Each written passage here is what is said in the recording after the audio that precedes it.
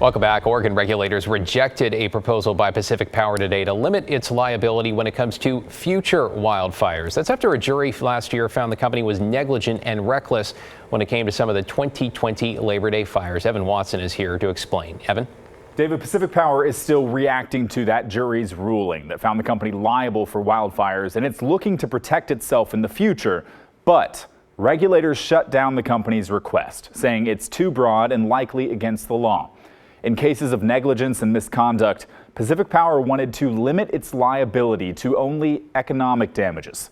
Regulators ruled against that, which means customers would still be able to sue for things like punitive, emotional, or other types of damages if Pacific Power is liable for wildfires in the future. In the ruling, regulators recognize that Pacific Power is in a tough spot, at great risk for sparking wildfires and open to all kinds of lawsuits. But they said this request is not the right first step to address that. A director from Sierra Club, an environmental advocacy group, praised this decision. So this is really a win for Oregon ratepayers and every Oregonian who is impacted by wildfire and the threat of wildfire. There is, a wildfire liability issue, right? We don't dispute that. But we do believe that utilities need to be held accountable for their actions. They should be investing in and acting on wildfire mitigation.